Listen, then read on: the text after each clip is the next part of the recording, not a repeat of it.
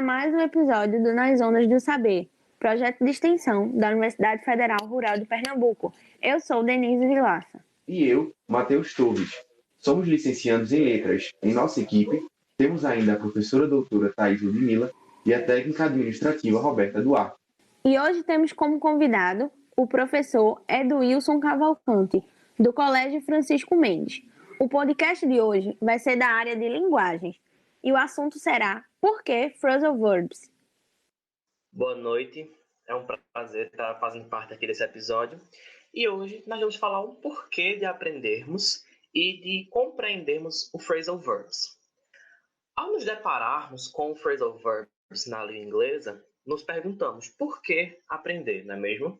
E a resposta que eu dou é: caso você não tenha um certo conhecimento desse Phrasal Verbs, a sua forma de se comunicar, a sua linguagem, ela pode ficar um pouco mais artificial.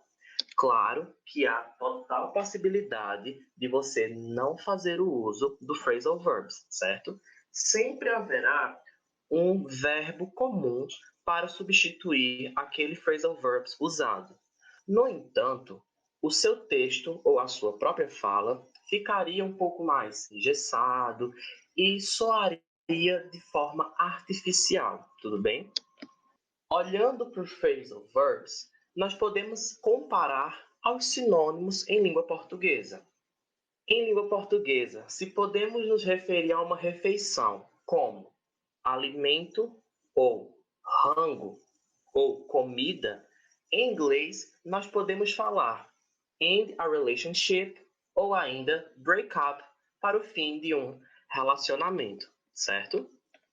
Agora, falando um pouco mais dessa forma gramatical, não é? A maneira como nós podemos identificar um phrasal verb em uma frase, em um texto, ele vai se dar por um verbo comum, como esses que nós conhecemos na língua inglesa, acrescido de uma preposição ou ainda de um advérbio, ou os dois, tá certo?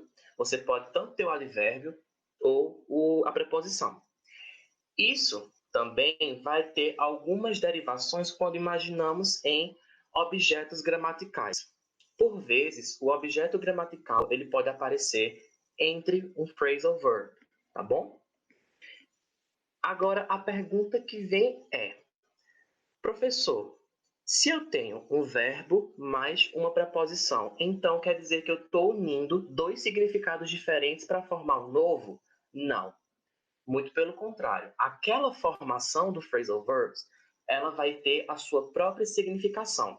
Não quer dizer que eu estou pegando literalmente dois significados diferentes.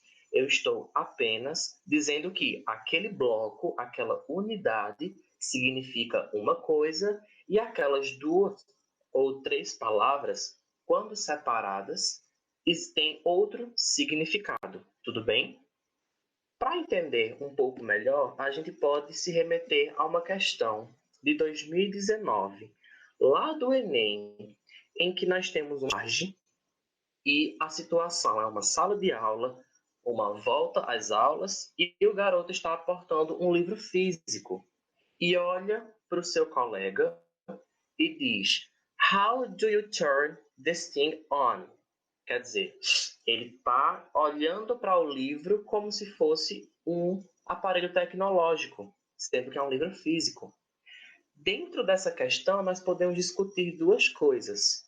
A primeira, olhando de maneira mais interpretativa, é justamente o uso exacerbado da tecnologia nos dias de hoje, que vem substituindo até mesmo o uso do livro físico, certo? Então, o garoto, quando volta às aulas, não tem ideia de como se usa mais o livro físico. Partindo para a frase principal da nossa charge, nós temos o quê? A aparição desse phrasal verb e entre ele nós temos o objeto gramatical. Quer dizer, aparece o turn on, e isso é o nosso phrasal verb, mas entre ele nós temos o this thing. Quer dizer, eu coloquei o meu objeto gramatical entre as minhas duas partículas que compõem esse phrasal verb?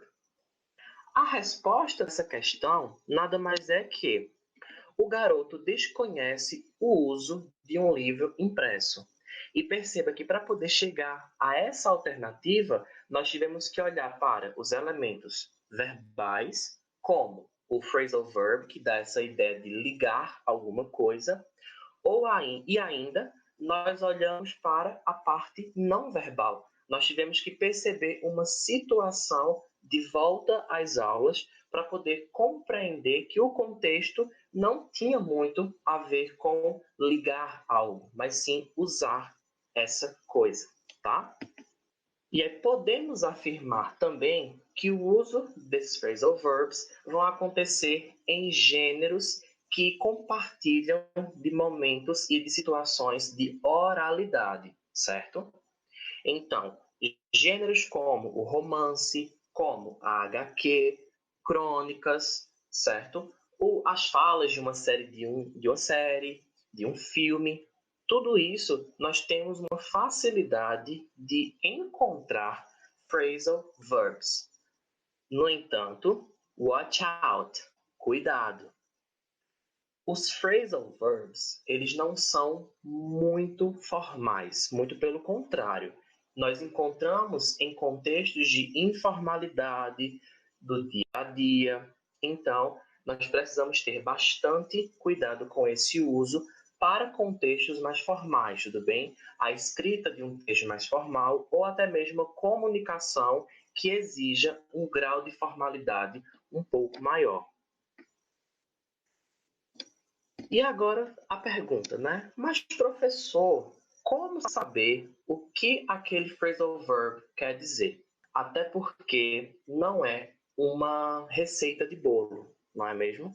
Nós temos que olhar para o contexto. É aí que está a questão. Não é uma regra física que você automaticamente, ao olhar o phrasal verb, você vai identificar e dizer, ele quer significar isso, ele está significando aquilo. Não mesmo. É necessário que olhemos para essa partícula de forma contextualizada. Tudo vai depender de todo o contexto em que ele está inserido, tudo bem? A frase em que o phrasal verb vai aparecer é quem me define o que ele quer dizer, porque nós temos que lembrar que um único phrasal verb ele pode assumir mais de uma significação.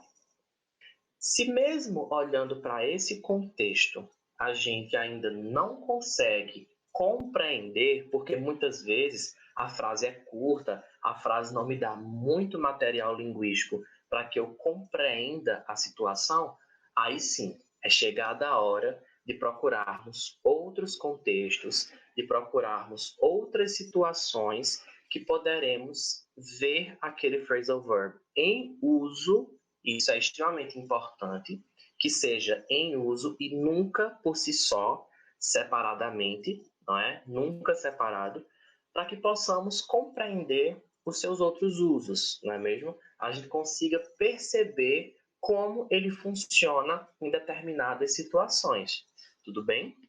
E partindo dessa ideia de como identificar, eu trago para vocês uma dica, tá certo? De como vocês podem ir trabalhando esse phrasal verb sem cair na ideia de uma gramática, não é? De uma gramática normativa da língua inglesa, que é justamente o quê?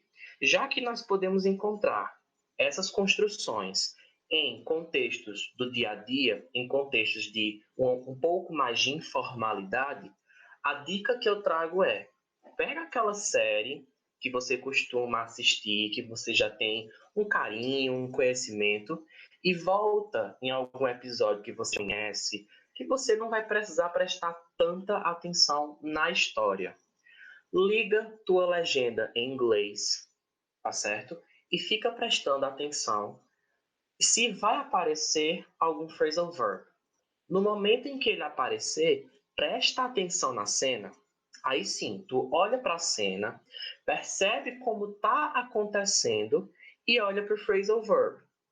Então você vai perceber que existe uma relação dos elementos que estão sendo inseridos na cena e os elementos que estão sendo falados, não é? Se a gente pensa aqui em The Big Bang Theory, nós temos uma cena em que o Sheldon diz: "She broke up with me." Então, é uma situação de um término de um relacionamento. She broke up with me. E nós percebemos que existe o broke up, que é o passado de break up, tudo bem? Os phrasal verbs, eles podem ser conjugados normalmente como os verbos que nós conhecemos. Agora, ele sempre vai estar acompanhado dessa preposição ou desse advérbio, tudo bem? Outra forma super interessante de você conhecer e compreender os usos e identificar diversos phrasal verbs é com letra de música. Procura aquele artista massa que tu gosta bastante e vai olhar aquela letra, dá uma conferida, analisa com cuidado e percebe se um phrasal verb aparece ou não. Professor, mas eu ainda não sei como funcionam os phrasal verbs. Bom, então aí a gente volta um pouquinho, compreende quem são os verbos, olha para as construções dos verbos e dá uma pesquisada também sobre as minhas preposições, o in, o on, ou ainda out, off, certo? Dentre muitas outras que podem aparecer com um phrasal verb, dentro de um phrasal verb, tudo bem? E desta maneira você consegue atrelar uma diversão, você atrela uma situação interessante de sua aprendizagem de maneira significativa, com usos reais, em que você pode aplicar a língua, tudo bem? Então, gente, por hoje é só. Espero que vocês tenham gostado, que eu possa ajudar um pouco a que vocês consigam entender esse phrasal verbs e até o próximo episódio. Um cheiro. Agradecemos ao professor Edwilson pela parceria e a você, nosso ouvinte, por estar conosco. Você pode nos acompanhar pelo YouTube e Spotify. E nos siga no Instagram, @ondas.saber, e até o próximo episódio.